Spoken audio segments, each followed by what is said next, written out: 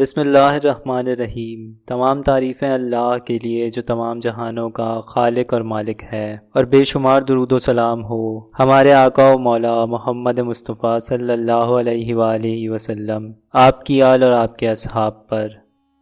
یہ واقعہ حضور پاک صلی اللہ علیہ وآلہ وسلم کی ولادت سے چند ماہ پہلے کا ہے، جب آپ صلی اللہ علیہ وآلہ وسلم کے دادا حضرت عبدالمطلب خانہ کعبہ کے متولی ہوا کرتے تھے۔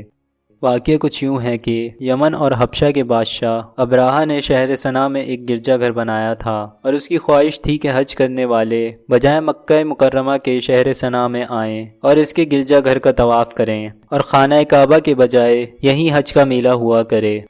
یہ بات مکے کے قریش قبیلے کو بہت ناگوار گزری، اور قریش کے قبیلے بنو کنانہ کے کچھ لوگوں نے آپے سے باہر ہو کر شہر صنعا کی طرف سفر کیا اور ابراہہ کے گرجا گھر میں داخل ہو کر پیشاب کر دیا اور غلاظت کر دی۔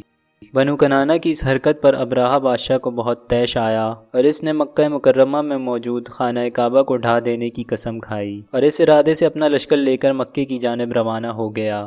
ابراہہ کے اس لشکر میں بہت سارے ہاتھی تھے، اور اس لشکر کا سپہ سالار سب سے بڑے ہاتھی پر بیٹھا تھا۔ ابراہہ نے اپنی اس فوج کو مکہ مکرمہ پر چڑھائی کرنے کا حکم دیا، لہٰذا ہاتھیوں کے اس لشکر نے مکہ مکرمہ کو گھیرنا شروع کر دیا، اور اس لشکر نے مکے میں موجود تمام مویشیوں اور جانوروں کو اپنے قبضے میں لے لیا، جس میں حضرت عبدالمطلب کے اونٹ بھی شامل تھے۔ یہ وہی عبدالمطلب ہیں جو سرکار دو عالم صلی اللہ علیہ وآلہ وسلم کے جد ہیں۔ حضرت عبدالمطلب اس وقت خانہ کعبہ میں متولی تھے اور سردار مکہ بھی تھے۔ انہوں نے جب مکے میں ہاتھیوں کے اس لشکر کو دیکھا تو یہ ابراہہ کے پاس آئے۔ ابراہہ نے ان سے پوچھا کہ آپ یہاں کیوں آئے ہیں؟ تو آپ نے فرمایا کہ تم میرے اونٹوں کو مجھے واپس کر دو، میں یہاں سے چلا جاؤں گا۔ حضرت عبدالمطلب کی یہ بات سن کر ابراہہ حیرت میں پڑ گیا اور کہنے لگا، مجھے تعجب ہو رہا ہے کہ میں تو تمہارے کعبے کو ڈھانے کے لیے آیا ہوں، جو تمہارا اور تمہارے باپ دادا کا بہت مقدس اور محترم مقام ہے۔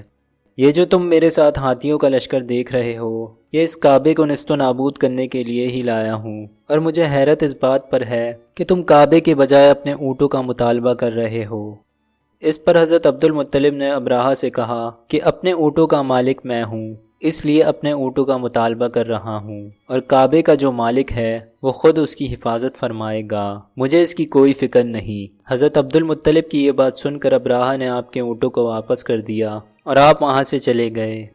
وہاں سے واپس آ کر حضرت عبدالمطلب نے مکہ کے لوگوں سے فرمایا کہ تم لوگ پہاڑوں کی چوٹیوں اور گھاٹیوں میں پناہ لے لو، کیونکہ ابراہہ کا لشکر مکے کی جانب آ رہا ہے۔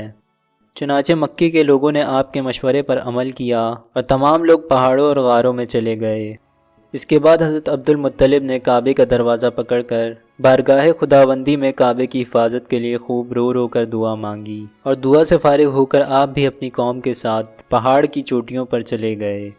اگلے روز کی صبح ابراہہ نے اپنے لشکر کو کعبہ شریف پر حملہ کرنے کا حکم دیا، لیکن اس لشکر میں موجود ہاتھیوں کا پیشرو، جو ان ہاتھیوں میں سب سے بڑا تھا، وہ کعبے کی جانب چلنے کے لیے تیار ہی نہ ہو رہا تھا۔ لشکر کے لوگ اسے جس جانب لے جاتے چلا جاتا تھا، پر کعبے کی سمت آ کر رک جاتا تھا، اور اس ہاتھی کے رک جانے کی وجہ سے لشکر میں موجود باقی ہاتھی بھی کعبے کی جانب چلنے کو تیار نہ ہوتے، اور لاکھ کوشش کرنے کے باوجود ہاتھی اپنی جگہ پر ڈٹے رہے۔ یہ ماجرا دیکھ کر ابراہہ اور اس کے لشکر کے لوگ حیرت سے ایک دوسرے کا منہ دیکھ رہے تھے کہ سمندر کی جانب سے پرندوں کا ایک ہجوم ان کی جانب آتے ہوئے دکھا۔ ہر پرندے نے اپنے پیروں میں 2 اور چونچ میں 1 کنکری رکھی ہوئی تھی۔ ابابیلوں کے اس لشکر نے ابراہہ اور اس کے لشکر پر اس زور کی سنگباری کی کہ ابراہہ کی فوج بدحواس ہو کر بھاگنے لگی۔ ابابیلوں کی ہر کنکریوں پر ابراہہ کے لشکر میں موجود ہر شخص کا نام لکھا ہوا تھا، اور یوں تو کنکریاں دیکھنے میں بہت چھوٹی تھیں مگر قہر الہی سے بھرپور تھیں۔ ابابیل جیسے ہی اس کنکر کو کسی شخص پر گراتے تو وہ اس کے سر کو چیرتا ہوا، اس کے دھڑ کو الگ کرتا ہوا ہاتھی کی پیٹھ پر جا لگتا اور زمین پر گر جاتا۔ اس طرح ابابیلوں کے اس لشکر نے کچھ ہی دیر میں ابراہہ کے اس لشکر کو نیست و نابود کر دیا، اور وہ لوگ کسی کھائے ہوئے بھوسے کی مانند ہو گئے۔ اور یوں اللہ تعالیٰ نے خود کعبہ شریف کی حفاظت فرمائی۔ جس سال یہ واقعہ وقوع پذیر ہوا، اس سال کو اہل عرب عام الفیل یعنی ہاتھی والا سال کہنے لگے، اور اس واقعے کے 50 روز بعد حضور پاک صلی اللہ علیہ وآلہ وسلم کی ولادت ہوئی۔ اس واقعے کو اللہ تعالیٰ نے قرآن مجید کی سورہ فیل میں بیان فرمایا ہے۔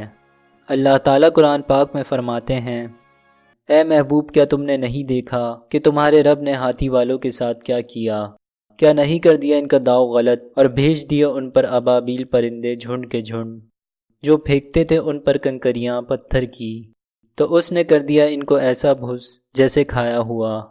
اللہ سے دعا ہے کہ اللہ ہمیں نیک اعمال کرنے کی توفیق عطا فرمائے اور ہم سب کا خاتمہ ایمان پر فرمائے، آمین۔